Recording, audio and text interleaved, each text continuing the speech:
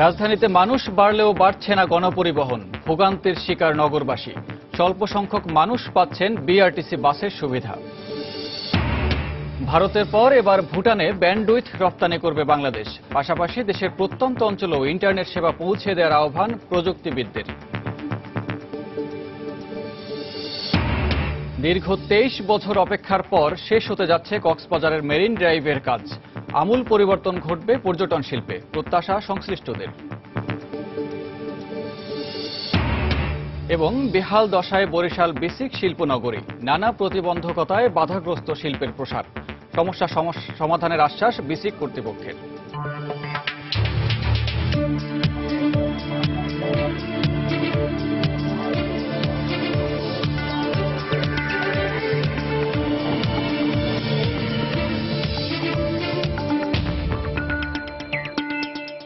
দেখছিলেন শিরোনাম। আমন্ত্রণ জানাচ্ছি দেশ ও দেশের বাইরের অর্থ বাণিজ্যের নানা খবর নিয়ে আমাদের নিয়মিত আয়োজনে সময়ের বাণিজ্য। আর আপনাদের সঙ্গে আছি আমি সানবীর রূপল।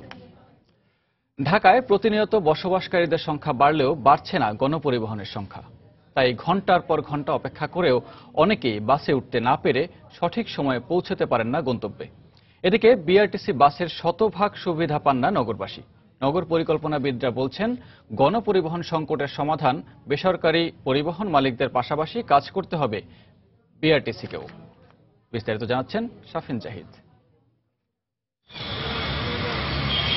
সাপ্তাহিক কর্মদিবস রোববার সকাল 10টার চিত্র। স্থান সচিবালয় ও ঢাকা বিশ্ববিদ্যালয় এলাকা। সারি সারি দাঁড়িয়ে রয়েছে বিআরটিসি বাস। আর এ চিত্রটি একই সময়ে একটি প্রধান সড়কের। গণপরিবহনে ওঠার এ যেন নিরন্তর এক প্রচেষ্টা। পর্যাপ্ত পরিবহন না থাকায় জীবনের ঝুঁকি নিয়ে ঝুলে যাওয়া যেন প্রতিদিনের নিয়ম। আজ থেকে 10-20 বছর আগে যে বাসগুলো নামছে ওগুলোই আছে। মোহাম্মদ থেকে আসবো, 3টা বাস ফেল করে পারতেছি, আমি লাভ দিয়েও ঝাঁপ দিয়ে উঠতে পারতেছি না। এখন সিএনজিতে আসতে হলে তো আমাদের অনেক টাকা দরকার। প্রতিদিন তো এভাবে যাওয়া আসা করলে আমাদের পোষায় না। সরকারি পরিবহনের হিসেব দেখতে এবার যাওয়া যাক রাজধানীর বিআরটিসির মিরপুর ডিপোতে। খাতার হিসেব বলছে এই ডিপোর চলাচলের উপযোগী 75টি বাসের মধ্যে মাত্র 16টি বাস প্রতিদিন চলাচল করছে নগর মানুষের সেবার কাজে। আর বাকি বাসগুলো দিনে একবার ব্যবহৃত হয় শুধুমাত্র স্টাফ বাস হিসেবে। তবে কর্তৃপক্ষ বলছে, যেসব বাস চলাচলের উপযোগী সেগুলো খুব শিগগিরই ছেড়ে দেওয়া হবে গণমানুষের জন্য। এই বিষয়টা আমরা সার্ভে করে চিন্তা করেছি যে গণপরিবহনে এই বাসগুলোকে কিভাবে কাজে লাগানো যায়। স্টাফ বাসগুলোকে ফেলে না রেখে যে সমস্ত গাড়িগুলো রাস্তায় চলাচল উপযোগী সেগুলো আমরা রাস্তায় চালাবো। নগরবিদরা বলছেন, দেশের সাধারণ মানুষের যাতায়াতের সুবিধার জন্য যে বাস ক্রয় করা হয়েছে তা যেন তাদের কাজে ব্যবহার হয় তা নিশ্চিত করতে পারলেই অনেকটাই লাঘব হবে এই সমস্যার। জনগণের ট্রান্সপোর্ট, জনগণের সুযোগ সুবিধা, সুখ শান্তি দেখার কথা। পরবর্তীতে তাদের হলো ইনকাম। আমরা এনকারেজ করি লস না দিয়ে যেন এই প্রতিষ্ঠানগুলি চলে। বেসরকারি এক হিসেব বলছে, ঢাকা শহরের প্রায় 1 কোটি মানুষ প্রতিদিন কোনো না কোনো কাজে রাস্তায় বের হন, যাদের মধ্যে মাত্র 4 থেকে 5% মানুষ ব্যবহার করেন ব্যক্তিগত গাড়ি। আর তাদের দখলে থাকে নগরীর 80% রাস্তায়। আর বাকি 95% মানুষ ব্যবহার করেন গণপরিবহন, যাদের দখলে থাকে কিনা মাত্র 20% রাস্তা। তাই নগর বিশেষজ্ঞরা বলছেন, ঢাকার পরিবহন ব্যবস্থাকে নতুন করে ঢেলে সাজালেই দুর্ভোগ কমে আসবে। আর এজন্য বেসরকারি পরিবহন ব্যবস্থার পাশাপাশি দায়িত্ব নিতে হবে বিআরটিসিকেও। শাফিন জাহিদ, সময় সংবাদ, ঢাকা। রাজধানী গণপরিবহনের খবর জানাতে ফার্মগেট এলাকায় আছেন রিপোর্টার রাশেদ লিমন। সরাসরি চলে যাচ্ছে তার কাছে। লিমন। রূপল, রাজধানীর যে কোনো এলাকা থেকেই আসলে যারা সাধারণত 9টা 5টা অফিস করেন তাদের কিন্তু আসলে এই পরিবহন সংকট সম্পর্কে তাদের কিন্তু ধারণা রয়েছে। এবং কারণ তারা প্রতিদিনই এই পরিবহন সংকটের কারণে, গণপরিবহন বিশেষ করে গণপরিবহন সংকটের কারণে তারা কিন্তু প্রতিদিনই নানামুখী সমস্যার সম্মুখীন হন, নানামুখী ভোগান্তি পোহাতে হয় তাদেরকে। বিশেষ করে সকালবেলা যখন অফিসে যাওয়ার সময় হয়, ঠিক সেই সময়টাতে আসলে রাজধানীর বাসগুলোতে আসলে মানে যে এলাকাগুলোতে বাস থামে, আমি যদি মিরপুরে যাওয়ার কথা বলি, সেক্ষেত্রে মিরপুর রাস্তার কল্যাণপুর, শ্যামলী কিংবা এদিকটায় যদি বলা হয় যে মিরপুর, শেওড়াপাড়া, কাজীপাড়া, 10 নম্বর, 12 নম্বর, এইসব এলাকায় কিন্তু মানুষের প্রচন্ড ভোগান্তি পোহাতে হয়। আর বিশেষ করে আমি এখন যেখানে দাঁড়িয়ে রয়েছি ফার্মগেট, এই ফার্মগেট এলাকায় কিন্তু আসলে মানুষকে সকাল সন্ধ্যার পাশাপাশি দিনভরই বলতে গেলে ভোগান্তি পোহাতে হয়। কারণ এই ফার্মগেট এলাকায় হচ্ছে রাজধানীর বলতে গেলে প্রাণকেন্দ্র, এবং এখান থেকে রাজধানীর বিভিন্ন জায়গায় যাওয়ার মূলত ট্রানজিট হিসেবে ব্যবহার করা হয়, এবং তার ফলে কিন্তু আসলে মানুষজনকে যে প্রতিদিনই আমরা দেখতে পাই যে এখানে যে নানা প্রকার যে ভোগান্তির দৃশ্য কিন্তু ফার্মগেটে এলে বেশি চোখে পড়ে। এর মূল কারণ হচ্ছে এই গণপরিবহন সংকট। রাজধানীতে যে হারে মানুষ বাড়ছে প্রতিনিয়ত, সে হারে কিন্তু গণপরিবহন বাড়ছে না, এবং গণপরিবহন আসলে যেগুলো বাড়ছে বা কিছু সংখ্যক বাড়লেও আমরা দেখি সেগুলো কিন্তু প্রাইভেট খাতে অর্থাৎ বেসরকারিভাবে ব্যক্তি মালিকানায় যেগুলো গণপরিবহন কিছুটা বাড়লেও কিন্তু সরকারি যে বিআরটিসির কিন্তু খুব একটা নজরদারি সাধারণ মানুষের ভোগান্তির উপরে আমরা দেখি না, যে কারণে আসলে এই ভোগান্তি কিন্তু কোনো ক্রমেই কমছে না, দিন দিন কিন্তু বাড়ছে। এবং এর আরো একটি কারণ রয়েছে, বেসরকারি উদ্যোগে বা যে গণপরিবহনগুলো চলছে সেই গণপরিবহনগুলোর অধিকাংশই কিন্তু আমরা দেখে থাকি যে তাদের ঠিকমতো ফিটনেস নাই, এবং এর ফলে কিন্তু তারা আসলে কোনো রাস্তায় চলার ক্ষেত্রে কিন্তু কোনো রকম নিয়ম নীতির তোয়াক্কা করছে না। যেমন খুশি তারা গাড়ি চলছে তাদের ইচ্ছা মতো থামাচ্ছে, এবং এর ফলে কিন্তু তারা যানজটের সৃষ্টি, তার কারণে কিন্তু যানজট অনেকটা বাড়ছে, এবং এই যানজট যে বাড়ছে তার ভোগান্তিও কিন্তু এই সাধারণ মানুষকে পোহাতে হচ্ছে। এবং এই যানজটের কারণেই কিন্তু আসলে গণপরিবহন সংখ্যা কম হলেও এই গণপরিবহনের যে অভাবটা এই যানজটের কারণে কিন্তু দেখা যায় আরো বাড়ছে। তো সবকিছু বলতে গেলে এই যে গণপরিবহনের সংকটটা আসলে কিন্তু পরিবহন সেক্টরে একটা সার্কেল তৈরি করে এসেছে, যার পুরোপুরি একদম প্রত্যক্ষ এবং সরাসরি ভোগান্তি কিন্তু এই সাধারণ মানুষকে পোহাতে হচ্ছে। এবং এরই প্রেক্ষিতে আমরা দেখি যে এই যে যেমনটি বলছিলাম যে ফিটনেসবিহীন গাড়িগুলো যেগুলো চলছে রাস্তায়, আসলে এসব গাড়িগুলো আমি এই আমার পাশেই যে বাসটি রয়েছে আমরা দেখতে পাচ্ছি যে কি পরিমাণ মানুষ এই বাসটির মধ্যে, একটি বাসের মধ্যে মানুষজন দাঁড়িয়ে যাচ্ছে বলতে গেলে একজনের গায়ের উপরে উঠে আরেকজন, কারণ এই গণপরিবহন সংকটের কারণে এখানে পুরো কিন্তু বাসগুলো ভরে যাচ্ছে, যার ফলে কিন্তু এই পুরো ভোগান্তি এই মানুষকে পোহাতে হচ্ছে। এবং এর ফলে আমরা যেমন এই বিআরটিসি বাসগুলো দেখছি, ডাবল ডেকার বাসগুলো দেখছি, এই বাসগুলোর সংখ্যা কম হওয়ার কারণেই কিন্তু এই ভোগান্তিগুলো মানুষগুলোর আরো বেশি পোহাতে হচ্ছে। তো এই ছিল ফার্মগেট থেকে রূপল, এখনকার মতো আমার কাছে সব শেষ। রাজধানীর গণপরিবহনের খবর জানাতে ফার্মগেট এলাকা থেকে যোগ দিয়েছিলেন রিপোর্টার রাশেদ লিমন। ভারতের পর এবার ভুটানে ব্যান্ডউইথ রপ্তানি করতে যাচ্ছে বাংলাদেশ। ব্যান্ডউইথের পরিমাণ, দাম ও রুট নির্ধারণ নিয়ে দুদেশের উচ্চ পর্যায়ে আলোচনা চলছে। তবে ভারতে রপ্তানি হওয়া ব্যান্ডউইথের তুলনায় ভুটানে ব্যান্ডউইথ রপ্তানিতে বেশি লাভবান হওয়া যাবে বলে জানিয়েছে বিএসসিসিএল। প্রযুক্তিবিদরা বলছেন, শুধু রপ্তানি নয়, দেশের প্রত্যন্ত অঞ্চলেও ইন্টারনেট সেবা পৌঁছে দিতে হবে। বিস্তারিত তানিন মেহেদির রিপোর্টে। বর্তমানে 200 জিবিপিএস ব্যান্ডউইথ সক্ষমতা রয়েছে Bangladesh submarine cable company limited BSCCL এর মধ্যে 70 জিবিপিএস ব্যবহার হলেও বাকি ব্যান্ডউইথ দীর্ঘদিন অব্যবহৃত রয়ে গেছে। এমন প্রেক্ষাপটে চলতি বছর ভারতের ত্রিপুরা রাজ্যে 10 জিবিপিএস ব্যান্ডউইথ রপ্তানি করা হয়। সম্প্রতি ডাক ও টেলিযোগাযোগ প্রতিমন্ত্রী ভুটান সফরে গেলে দেশটি বাংলাদেশ থেকে ব্যান্ডউইথ নেয়ার আগ্রহ দেখায়। এরই ধারাবাহিকতায় ভুটানের একটি প্রতিনিধি দল বাংলাদেশে এসে বিএসসিসিএল এর সঙ্গে বৈঠক করে। বৈঠকে ব্যান্ডউইথের পরিমাণ, দাম ও সম্ভাব্য রুট নিয়ে আলোচনা হয় বলে জানান বিএসসিসিএল এর ব্যবস্থাপনা পরিচালক। রুট ভেদে $12 থেকে $800 পর্যন্ত আমরা দাম নির্ধারণ করেছি আমাদের বর্ডার পর্যন্ত। ভুটানের সাথে আমাদের ডাইরেক্ট বর্ডার নাই, মধ্যখানে ভারতের একটা অংশ পড়বে। ওদের সাথে আমরা আলাপ করেছি যে তোমাদের টেরিটরি পার হতে গেলে পার এমবি তোমরা কত টাকা নিবা। যখন আমরা এটার উত্তর পাবো তখন আমরা ভুটানের সাথে রেট ফাইনালাইজ করতে পারবো। তো আশা করা যাচ্ছে যে এটা বেশি সময় লাগবে না। বিশেষজ্ঞরা বলছেন, ব্যান্ডউইথ রপ্তানি করে বাংলাদেশ অর্থনৈতিকভাবে লাভবান হওয়ার পাশাপাশি এই সুযোগে দেশের প্রত্যন্ত অঞ্চলে ইন্টারনেট সেবা ছড়িয়ে দিতে হবে। ভুটানের জন্য তেঁতুলিয়া পর্যন্ত নিশ্চয় ওনারা ফাইবার অপটিক টানবেন। তো যদি সেইটুকু তারা কষ্ট করতে পারেন, তাইলে সেই ফাইবার অপটিক গুলা যাওয়ার পথে টাঙ্গাইলের রব হোক, সিরাজগঞ্জের রব হোক, তাইলে তো আমাদের অনেক ব্যান্ডউইথের এই যে স্থানীয়ভাবে ব্যান্ডউইথের যে একটা বড় সমস্যা আমরা এনটিটিএন এর মাধ্যমে তৈরি করছি, সেটা থাকে না। ভুটানের পাশাপাশি আগামীতে নেপাল ও ভারতের মেঘালয় রাজ্যে ব্যান্ডউইথ রপ্তানির পরিকল্পনা রয়েছে বলে জানিয়েছে বিএসসিসিএল। তানিন মেহেদি, সময় সংবাদ, ঢাকা। দীর্ঘ 23 বছর অপেক্ষার পর অবশেষে শেষ হতে যাচ্ছে সৈকতের তীর ঘেঁষে গড়ে ওঠা কক্সবাজারের 84 কিলোমিটার দৈর্ঘ্যের মেরিন ড্রাইভের কাজ। পর্যটন শহরকে আরও আকর্ষণীয় এবং দৃষ্টিনন্দন করে তুলতে এ সড়ক তৈরির কাজ শুরু হয় 1992 সালে। পর্যটন সংশ্লিষ্টরা বলছেন, মেরিন ড্রাইভের ফলে আমূল পরিবর্তন ঘটবে এখানকার পর্যটন শিল্পে। সড়ক পরিবহন মন্ত্রী জানিয়েছেন, আগামী মার্চে মেরিন ড্রাইভের উদ্বোধন করবেন প্রধানমন্ত্রী শেখ হাসিনা। সুজাউদ্দিন রুবেলের তথ্য ও মোহাম্মদ ফরাজের ছবি নিয়ে ডেস্ক রিপোর্ট। বিশ্বের দীর্ঘতম সমুদ্র সৈকত কক্সবাজার, একদিকে পাহাড়, অন্যদিকে বিশাল সমুদ্র। প্রকৃতির এ সৌন্দর্য ভ্রমণ পিপাসুদের উপভোগের জন্য 1992 সালে শুরু হয় মেরিন ড্রাইভ প্রকল্পের কাজ। কিন্তু নানা জটিলতায় কাজ শেষ হতে পার হয়ে যায় বছরের পর বছর। শেষ পর্যন্ত সরকারি বরাদ্দ পাওয়ায় সেনাবাহিনীর ইঞ্জিনিয়ারিং কনস্ট্রাকশন ব্যাটালিয়ন 16 ইসিবির অধীনে এ সড়কের নির্মাণ কাজ এগিয়ে চলছে দ্রুত।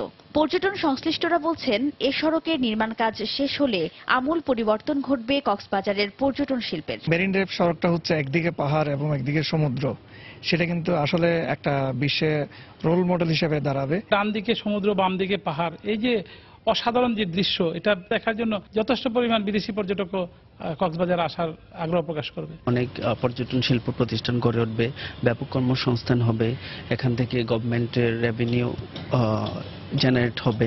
জেলা প্রশাসক জানালেন, দ্রুত গতিতে কক্সবাজার টেকনাফ মেরিন ড্রাইভ সড়কের নির্মাণ কাজ এগিয়ে চলছে। 40 কিলোমিটার মতো কমপ্লিট হয়ে গিয়েছে। সেই কাজগুলো আমরা আশা করছি যে আগামী জুন জুলাইয়ের মধ্যে আমরা পুরোদমে এই কাজগুলো কমপ্লিট করতে পারবো। আর সড়ক পরিবহন ও সেতুমন্ত্রী জানালেন, আগামী মার্চে মেরিন ড্রাইভ সড়কের উদ্বোধন করবেন প্রধানমন্ত্রী শেখ হাসিনা। সেনাবাহিনী কাজটা শেষ প্রান্তে নিয়ে এসেছে। আগামী মার্চ মাসে এই মেরিন ড্রাইভের শুভ উদ্বোধন করবেন বাংলাদেশের মাননীয় প্রধানমন্ত্রী শেখ হাসিনা। কক্সবাজার শহর থেকে শুরু হওয়া এ সড়কটি সোজা টেকনাফে শেষ হবে। সড়কটির নির্মাণ ব্যয় ধরা হয়েছে প্রায় 100 কোটি টাকা। সময় সংবাদ, কক্সবাজার।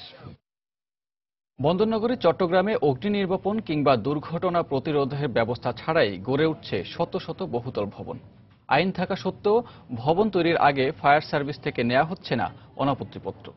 একইভাবে ভবন তৈরির পর নেওয়া হয় না বসবাসের উপযোগী ঘোষণাপত্র ছাড়াও। এতে বাড়ছে দুর্ঘটনার ঝুঁকি। এ অবস্থায় ফায়ার সার্ভিসের অনাপত্তিপত্র ছাড়া ভবনগুলোতে বিদ্যুৎ, পানি এবং গ্যাস সংযোগ না দিতে সংশ্লিষ্ট কর্তৃপক্ষকে নির্দেশ দিয়েছে সিডিএ। বিস্তারিত জানাচ্ছেন কমল দে। ফায়ার সার্ভিস আইন 2003 সালের 7 এবং 8 ধারা অনুযায়ী 6 তলার উপর যে কোনো ভবন নির্মাণ করতে গেলে ফায়ার সার্ভিস থেকে অনাপত্তিপত্র এবং ভবন নির্মাণের কাজ শেষ হলে বসবাস উপযোগী ঘোষিত ছাড়পত্র নিতে হবে। অনাপত্তিপত্রে অগ্নি নিরাপত্তা এবং দুর্ঘটনা প্রতিরোধমূলক ব্যবস্থা গ্রহণের জন্য 18টি শর্ত দেওয়া হয়। ভবন তৈরি শেষে ফায়ার সার্ভিসের পরিদর্শক দল শর্তগুলো মানা হয়েছে কিনা পরীক্ষা শেষে বসবাস উপযোগী ছাড়পত্র দিয়ে থাকেন। কিন্তু নগরীতে 5000-এর বেশি বহুতল ভবন থাকলেও মাত্র 300টি ভবন অনাপত্তিপত্র নিয়েছে। 3% অগ্নি নিরাপত্তা বাস্তবায়ন করেছে, কিন্তু পুরোপুরি করতে পারেনি, যার কারণে আমরা এখনো পর্যন্ত কোনো ছাড়পত্র দিইনি। যার পরিপ্রেক্ষিতে যারা এখানে বসবাস করবেন, যারা ব্যবসা বাণিজ্য করবেন, তাদের অগ্নি দুর্ঘটনা সহ বড় ধরনের ঝুঁকিতে তারা রয়ে গেল। বহুতল ভবনগুলোতে দুর্ঘটনা প্রতিরোধমূলক ব্যবস্থা নিয়ম মানা না হলে আইনে জেল জরিমানা এবং সম্পত্তি বাজেয়াপ্তের বিধান রয়েছে। এজন্য ভবন মালিক এবং ফায়ার সার্ভিস দুপক্ষকেই দোষারোপ করছেন নগর পরিকল্পনাবিদরা।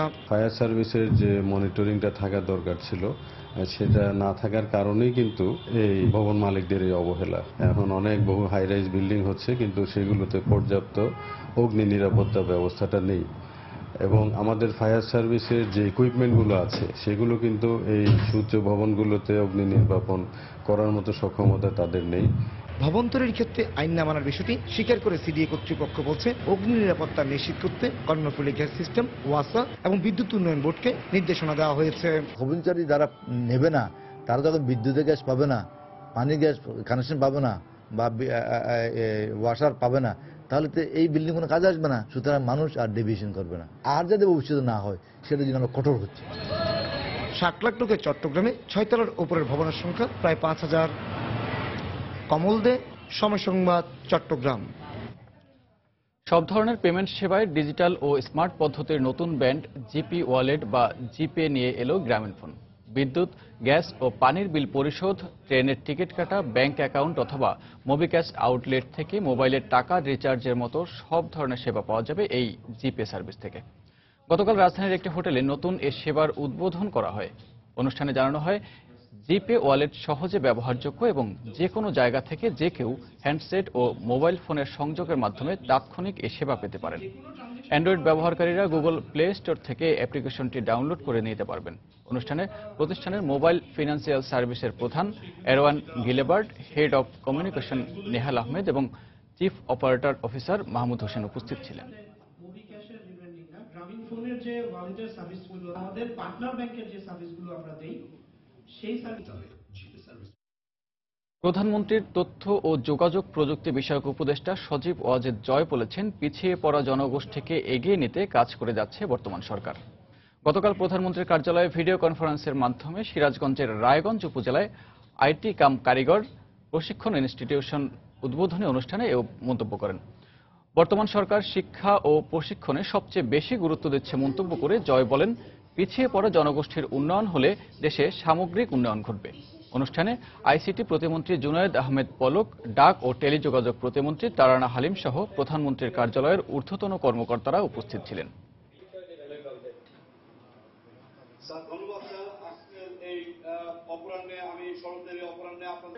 আওয়ামী লীগ সরকারের এবং আমাদের প্রধানমন্ত্রী শেখ হাসিনার পরিকল্পনা যে সারা দেশের, আমাদের দেশের মানুষকে নিজের পায়ে দাঁড়ানোর সেই সুযোগটা গড়ে তোলা।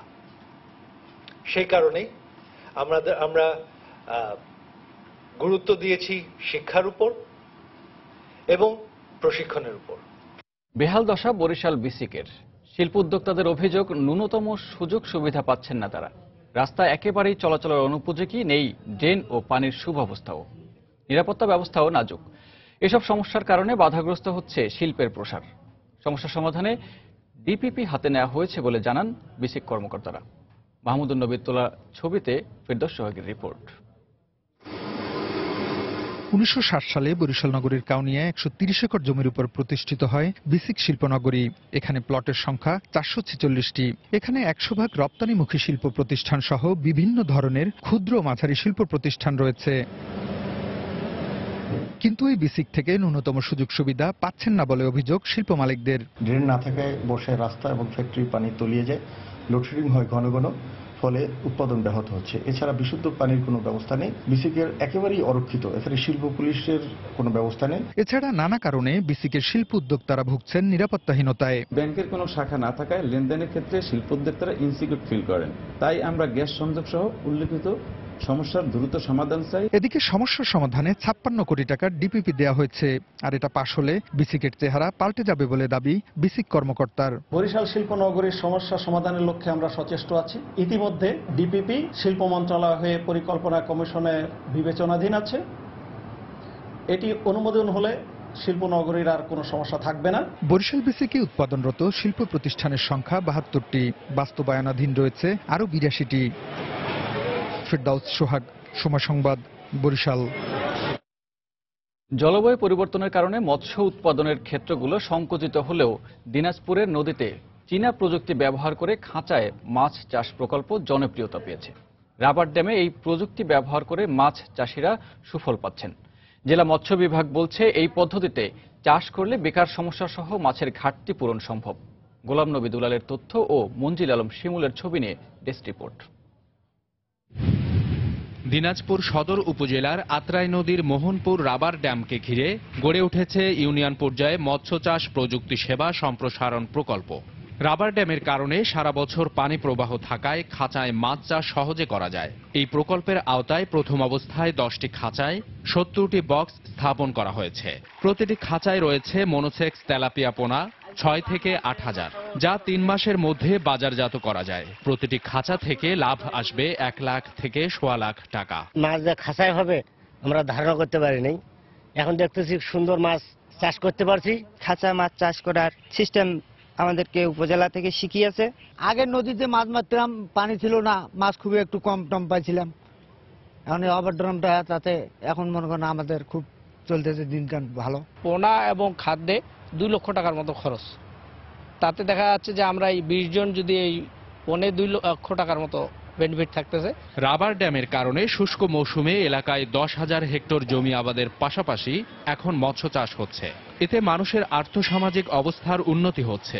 এখানে সরকারকে কোনো কর বা ট্যাক্স দিতে হয় না, যার জন্য পুকুর না থাকা সত্ত্বেও এইখানে বিনা টাকায় তারা খাঁচা দিতে পারতেছে। মৎস্য উৎপাদনের ক্ষেত্রগুলো সংকুচিত হলেও এ প্রযুক্তি মাছের চাহিদা পূরণে উল্লেখযোগ্য ভূমিকা রাখবে বলে মনে করেন এই মৎস্য বিশেষজ্ঞ। প্রায় আমরা 3 মাসেই একটি মাছ 25 গ্রাম করে ছাড়ার পরে এটা প্রায় 300 গ্রাম 400 গ্রাম পর্যন্ত হয়ে গেছে। জেলা মৎস্য কর্মকর্তার দাবি, নতুন এ প্রযুক্তিতে আমিষের ঘাটতি পূরণ সহ বেকার সমস্যার সমাধান সম্ভব হবে।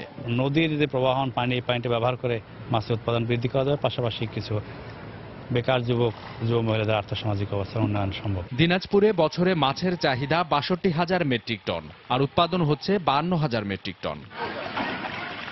সময় সংবাদ, দিনাজপুর। অবৈধ স্থাপনা আর নানাভাবে দখল হয়ে যাওয়ায় দিন দিন সংকুচিত হয়ে পড়ছে ঐতিহ্যবাহী নীলফামারীর সুটিবাড়ির হাট। ডিমলা উপজেলার গয়াবাড়ি ইউনিয়নে অবস্থিত এই হাটটি শাকসবজি আর পান সুপারি বেচাকেনায় ছিল সমৃদ্ধ।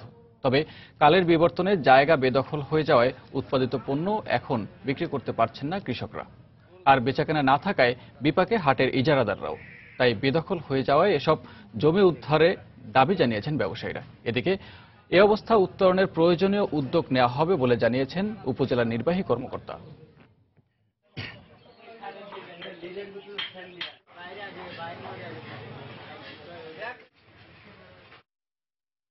বর্তমান শিক্ষা ব্যবস্থার এক অবিচ্ছেদ্য অংশ পারিবারিক ব্যবহারিক ক্লাস, যেখানে তাত্ত্বিক সব বিষয়ের প্রয়োগ ঘটে হাতে কলমে, কিন্তু স্কুলগুলোতে ব্যবহারিক ক্লাসের উপর নেই বিশেষ গুরুত্ব। আর এ কারণে মজার মজার সব বিষয়গুলো শিক্ষার্থীদের কাছে হয়ে উঠেছে বিরক্তিকর। বিথি হকের রিপোর্ট। স্লাইড ক্যালিপার্স, তুলা যন্ত্র, ফানেল, বিকার আর কম্পিউটার, ল্যাপটপ, এগুলো সব ব্যবহারিক পরীক্ষাগারের যন্ত্রপাতির নাম। প্রত্যেকটি শিক্ষার্থীই জানেন এসবের নাম, জানেন কার্যপদ্ধতিও, কিন্তু কখনো ব্যবহার করেছে কিনা সে বিষয়ে রয়েছে বিস্তর সন্দেহ। এতদিন যেসব বইয়ে পড়েছে সেসব যন্ত্র হাতে ছুঁতে পেরে তাই সবারই যেন চোখে মুখে বিস্ময়। বিক্রিয়া যেভাবে বলা হয়, যেভাবে আমরা বইয়ে জেনেছি সেভাবে আমরা করতে পারবো, কিন্তু আমাদের কোন জিনিস কিসের জন্য ব্যবহৃত হয় সেগুলো আমরা জানি। আমাদের এখানে প্র্যাকটিক্যাল ক্লাসগুলো ওরকম ভাবে হয় না, চাপ দেন আমাদের, জাস্ট খালি বলছে তোমরা করবা, তা আমরা কেউ করলে করে, কেউ করলে করে না।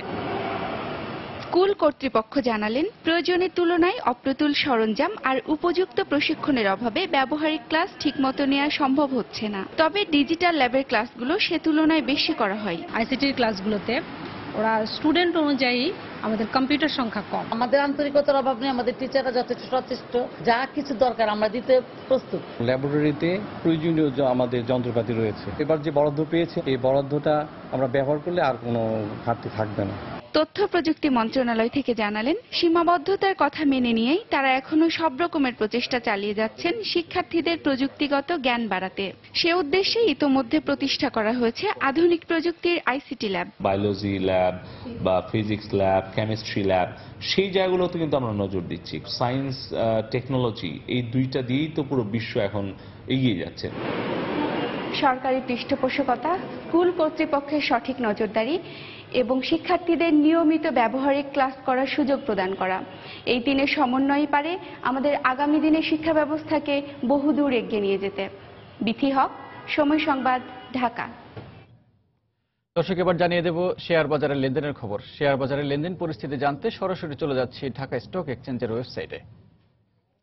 শুরুতেই দেখছি যে সূচকের প্রথম সূচক সেটি হচ্ছে ডিএসইএক্সটি এখন অবস্থান করছে 4,695 পয়েন্টে এবং 1,119 পয়েন্ট আছে ডিএসইএস অর্থাৎ সরিয়া ভিত্তিক সূচক, এবং ডিএসই 30 দেখা যাচ্ছে যে 1,759 পয়েন্টে অবস্থান করছে ডিএসই 30, অর্থাৎ দেখা যাচ্ছে যে তিনটি সূচকই ঊর্ধ্বমুখী অবস্থান করছে এবং ঊর্ধ্বমুখী অবস্থায় এ পর্যন্ত লেনদেনের পরিমাণ হয়েছে আমরা দেখতে পাচ্ছি যে 42 কোটি টাকার মতো, এবং লেনদেনের এই 42 কোটি টাকা লেনদেনের যে পরিমাণ হয়েছে তাতে সূচকের ঊর্ধ্বমুখী অবস্থায় আছে 110টি প্রতিষ্ঠান এবং কমেছে 58টি প্রতিষ্ঠানের দর এবং অপরিবর্তিত আছে 40টি প্রতিষ্ঠানের দর। এবং এরপর দেখতে পাচ্ছি যে সকালে লেনদেন শুরু হওয়ার পরে সকাল 10:30 থেকে শুরুতে কিছুটা বেশ ঊর্ধ্বমুখী অবস্থান দেখতে পাচ্ছি সূচকের, তারপরে কিছুটা সূচকের আবার নিম্নমুখী প্রবণতা লক্ষ্য করা গেছে। তো এখন পর্যন্ত যে 11টার বেশি সময় অতিবাহিত হয়েছে, অর্থাৎ 1 ঘন্টার মতো লেনদেন হয়েছে। সেই লেনদেনের শুরুতে যে ঊর্ধ্বমুখী অবস্থাটি ছিল সেই অবস্থাটি কিন্তু আস্তে আস্তে আবার নামতে শুরু করেছে। এবার জানিয়ে দিচ্ছি শীর্ষ 20টি প্রতিষ্ঠানের শেয়ারের লেনদেনের পরিস্থিতি। শুরুতেই জানিয়ে দেব ডেনিম পাওয়ার, ডরেন পাওয়ারের সর্বশেষ লেনদেন যেটি দেখতে পাচ্ছি সেটি হচ্ছে 102 টাকা 70 পয়সা দরে লেনদেন হয়েছে। এবং তারপরে দেখতে পাচ্ছি যে এর আগে গতকালকে শেয়ারটি লেনদেন হয়েছিল 101 টাকা সর্বশেষ লেনদেন, এবং আজ কিন্তু শেয়ারটির সর্বোচ্চ দর উঠেছে 102 টাকা 70 পয়সা। এরপরে অ্যাগ্রো ডেনিম লিমিটেড 2 নম্বর অবস্থানে আছে, এবং অ্যাগ্রো ডেনিম লিমিটেড 2 নম্বর অবস্থানে যেটি সেটি আমি দেখতে পাচ্ছি যে 30 টাকা 30 পয়সা সেটি লেনদেন করেছে সর্বশেষ। এবং এর আগে সর্বশেষ লেনদেনের আগে সর্বোচ্চ দর উঠেছিল 31 টাকা, এবং সর্বনিম্ন দর এই প্রতিষ্ঠানটির গেছে 30 টাকা, এবং গতকাল কিন্তু 31 টাকায় লেনদেন শেষ করেছে এই প্রতিষ্ঠানটি। এবং এরপর দেখতে পাচ্ছি যে মিঠুন ডাইং অ্যান্ড নিটিং মিল, সেই মিঠুন ডাইং অ্যান্ড নিটিং মিলের যে শেয়ার লেনদেনের পরিস্থিতি সেটি দেখতে পাচ্ছি যে 74 টাকা 70 পয়সায় এখন সর্বশেষ লেনদেন হয়েছে, এবং সর্বোচ্চ দর উঠেছিল 75 টাকা 40 পয়সা, এবং তারপরে দেখতে পাচ্ছি যে এর সর্বনিম্ন দর 74 টাকা 10 পয়সা, এবং গতকালকে শেয়ারটি লেনদেন হয়েছিল প্রতিষ্ঠানটির 73 টাকা 80 পয়সা। এরপরে চতুর্থ অবস্থান আছে মিরাকেল ইন্ডাস্ট্রিজ লিমিটেডের সর্বশেষ লেনদেন পরিস্থিতি দেখতে পাচ্ছি যে 42 টাকায় সর্বশেষ লেনদেন হয়েছে প্রতিষ্ঠানটির, এবং সর্বোচ্চ দর প্রতিষ্ঠানটির উঠেছে 43 টাকা 80 পয়সা দরে, এবং সর্বনিম্ন লেনদেন হয়েছে এটির 41 টাকায়। এবং গতকালও কিন্তু শেয়ারটি লেনদেন হয়েছে দেখতে পাচ্ছি যে 40 টাকা 20 পয়সা দরে লেনদেন হয়েছে। এরপর দেখতে পাচ্ছি ফরচুন শোজ লিমিটেড সেটি অবস্থান করছে সূচকের টপ 20-র 5 নম্বর অবস্থানে, এবং 5 নম্বরের এই প্রতিষ্ঠানটি এখন সর্বশেষ লেনদেন হয়েছে 52 টাকা 30 পয়সায়, এবং দেখতে পাচ্ছি যে সর্বোচ্চ লেনদেন হয়েছে 53 টাকায়, এবং সর্বনিম্ন লেনদেন হয়েছে এই প্রতিষ্ঠানটির 50 টাকা, এবং গতকাল এই প্রতিষ্ঠানটি 51 টাকা 30 পয়সা লেনদেন শেষ করেছে। তো এখন পর্যন্ত এইটুকু জানিয়ে দিলাম শেয়ার বাজারের খবরাখবর। পর্যটন খাত বিদেশি বিনিয়োগ ও ব্যবসা সম্প্রসারণের লক্ষ্যে ভিসার নিয়ম নীতি শিথিল করতে যাচ্ছে ভারত সরকার। মধ্যপ্রদেশের ইন্দোর শহরে আয়োজিত গ্লোবাল ইনভেস্টর সম্মেলনে এই পরিকল্পনার কথা জানান ভারতের পররাষ্ট্রমন্ত্রী সুষমা স্বরাজ। এ সময় তিনি আরও বলেন, জন্মসূত্রে ভারতীয় নাগরিকত্ব পাওয়া দেশি বিদেশিরা এই সুবিধা পাবেন। পাশাপাশি শিথিল করা হবে বিদেশিদের ভারতের বিনিয়োগের নিয়ম নীতিও। এই মাইগ্রেট সিস্টেমের মধ্য দিয়ে অভিবাসী নীতিতেও আনা হবে সংস্কার। 2014 সালের নভেম্বরে ভারতের ই ভিসা স্কিমের সুবিধা দিয়েছে বিশ্বের 100টি দেশকে। চলতি বছর এই তালিকায় যোগ হয়েছে আরও 40টি দেশ।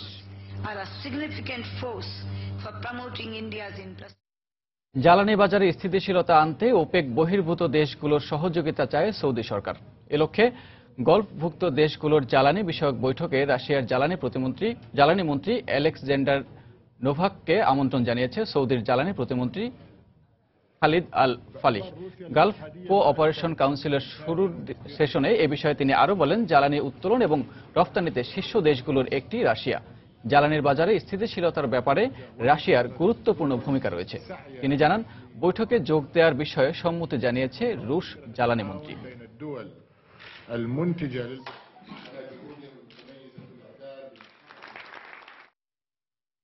ইউরোপীয় ইউনিয়ন থেকে বেরিয়ে যাওয়ার পর এ অঞ্চল থেকে শুল্কমুক্ত বাণিজ্য সুবিধা পাবে ব্রিটেন, এমনটাই জানিয়েছেন ব্রিটিশ যোগাযোগ মন্ত্রী ক্রিস গ্রেলিং। ব্রিটেনের বিনিয়োগ বিষয়ক অনুষ্ঠানে এক সেমিনারে তিনি বলেন, ব্রিটেনের সাথে মুক্ত বাণিজ্য সম্পর্ক চলমান না থাকলে এ অঞ্চলের ব্যবসায় ক্ষতিগ্রস্ত হবে। এ কারণে ব্রেক্সিটের পরও শুল্কমুক্ত বাণিজ্যিক সুবিধা নিশ্চিত থাকলে লাভবান হবে দুপক্ষেই। এর আগে কানাডার সাথে ইউরোপীয় ইউনিয়নের ট্রান্স আটলান্টিক বাণিজ্য চুক্তি বাতিল হয়। তাই এই বাণিজ্যিক সুবিধা যেন অব্যাহত থাকে সে চেষ্টা চালিয়ে যাচ্ছে ব্রিটেন।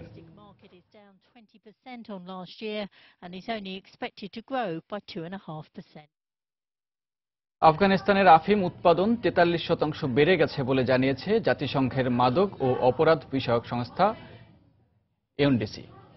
আগের তুলনায় 10% বেশি জায়গা জুড়ে পপি ফুল চাষ হয় এর প্রধান কারণ বলে জানায় সংস্থাটি। প্রতিবেদনে জানা যায়, বর্তমানে দেশটির 2,01,000 হেক্টর জুড়ে পপির চাষ হচ্ছে। এই পপি থেকে তৈরি হয় আফিম, যা হেরোইন, মরফিনের মতো ক্ষতিকারক মাদক তৈরিতে ব্যবহার হয়।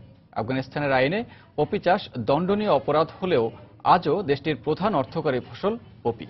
আইনের প্রয়োগ না থাকায় ও প্রশাসনের দুর্নীতির সুযোগে বহু কৃষক এই লাভজনক ব্যবসার দিকে ঝুঁকছে বলে জানিয়েছে সংস্থাটি। তাদের তথ্যমতে আফগানিস্তান বিশ্বের শীর্ষস্থানীয় আফিম উৎপাদনকারী দেশ। তালেবান অধ্যুষিত এলাকাতে এই ফুল সবচেয়ে বেশি চাষ করা হয়ে থাকে।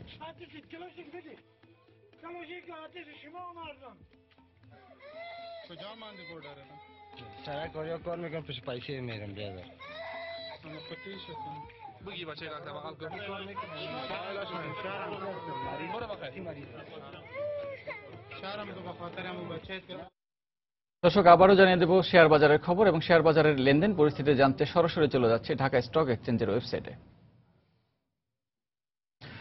শুরুতেই জানিয়ে দেব ঢাকা স্টক এক্সচেঞ্জের যে সূচকের অবস্থা, সেই সূচকের প্রধান সূচক ডিএসই এক্স দেখা যাচ্ছে যে 4,695 পয়েন্ট নিয়ে অবস্থান করছে, 4,600 বেড়ে 4,695, এবং ডিএসই এস অর্থাৎ সরিয়া ভিত্তিক সূচক সেটা অবস্থান করছে 1,119 পয়েন্টে।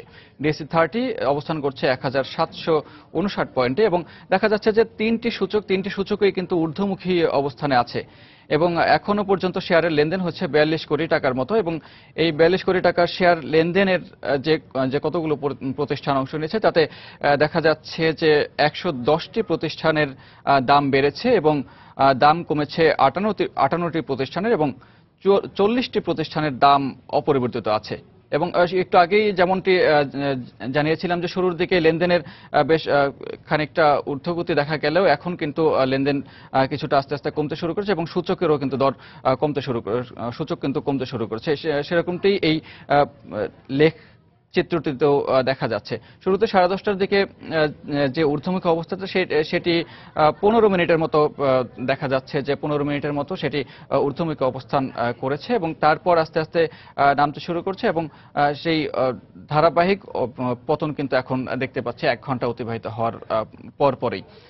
এবার জানিয়ে দিচ্ছি শীর্ষে থাকা 20টি প্রতিষ্ঠানের শেয়ারের লেনদেন পরিস্থিতি। সেই শীর্ষমুখী যে লেনদেন পরিস্থিতি, সেই শীর্ষমুখী লেনদেন পরিস্থিতিতে আমরা দেখতে পাচ্ছি শুরুতে ডোরেন পাওয়ার অবস্থান প্রতিষ্ঠানটি, সেটি সর্বশেষ লেনদেন হয়েছে 102 টাকা 70 পয়সা এবং সর্বোচ্চ দর হয়েছে এই প্রতিষ্ঠানটির 102 টাকা 70 পয়সা এবং সর্বনিম্ন দর লেনদেন হয়েছে এই প্রতিষ্ঠানটির 99 টাকা 60 পয়সা এবং গতকালও এই প্রতিষ্ঠানটি লেনদেন করেছে 100 টাকার উপরে। দেখতে পাচ্ছি যে 101 টাকা 1 পয়সায় লেনদেন হয়েছে।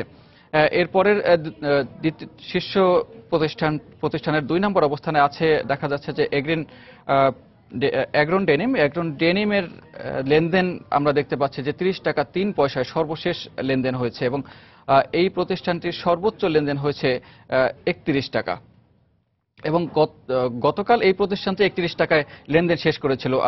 আজ শুরুর দিকে এই প্রতিষ্ঠানটির লেনদেন দেখা যাচ্ছে যে 30 টাকাও নেমে গেছিল, অর্থাৎ 1 টাকা দরপতন হয়েছিল। এরপর 3 নম্বর অবস্থানে দেখতে পাচ্ছি যে Mithun dyeing and knitting company, সেই কোম্পানিটি কিন্তু দেখতে পাচ্ছে যে 74 টাকা 70 পয়সায় সর্বশেষ লেনদেন হয়েছে এবং সর্বোচ্চ দর উঠেছিল এই প্রতিষ্ঠানটির 75 টাকা 40 পয়সায়। সর্বনিম্ন দর লেনদেন হয়েছে এই প্রতিষ্ঠানটির শেয়ার 74 টাকা 1 পয়সা এবং গতকাল দেখতে পাচ্ছি যে এই আজকে যে দামে লেনদেন হয়েছে তার আশপাশে অর্থাৎ 73 টাকা 80 পয়সায় এই প্রতিষ্ঠানটির লেনদেন শেষ করেছিল। এবং চতুর্থ অবস্থানে আছে কোম্পানিগুলোর মধ্যে দেখতে পাচ্ছি যে মিরাকেল ইন্ডাস্ট্রিজ লিমিটেড, সেই মিরাকেল ইন্ডাস্ট্রিজ লিমিটেডের লেনদেন দেখতে পাচ্ছি সর্বশেষ লেনদেন হয়েছে এই প্রতিষ্ঠানটির 42 টাকায় এবং সর্বোচ্চ দর উঠেছিল 43 টাকা 80 পয়সায়। সর্বনিম্ন দর দেখতে পাচ্ছে যে এই প্রতিষ্ঠানটি 41 টাকায় লেনদেন হয়েছে এবং গতকালকে এই প্রতিষ্ঠানটি 40 টাকা 20 পয়সায় লেনদেন করেছে। এরপর পঞ্চম অবস্থানে দেখতে পাচ্ছি যে আছে ফরচুন সুজ লিমিটেড। ফরচুন সুজ দেখতে পাচ্ছি 52 টাকা 30 পয়সায় সর্বোচ্চ লেনদেন হয়েছে। সর্বোচ্চ লেনদেনের আগে সর্বশেষ লেনদেন হয়েছে 52 টাকা 30 পয়সায়। সর্বোচ্চ দর উঠেছিল এই প্রতিষ্ঠানটির 53 টাকা। সর্বনিম্ন দর এই প্রতিষ্ঠানটির 50 টাকা এবং গতকাল কিন্তু 51 টাকা 30 পয়সা লেনদেন শেষ করেছিল এই প্রতিষ্ঠানটি। এরপরে ষষ্ঠ অবস্থানে আছে GIM syringe and medical device industries limited এবং এই প্রতিষ্ঠানটি 169 টাকা 90 টাকা সর্বশেষ লেনদেন হয়েছে এবং সর্বশেষ লেনদেনে দেখতে পাচ্ছি যে সর্বোচ্চ লেনদেন হয়েছে 171 টাকা 90 পয়সা। দর্শক, এই ছিল শেয়ার বাজারের খবরাখবর এখন পর্যন্ত।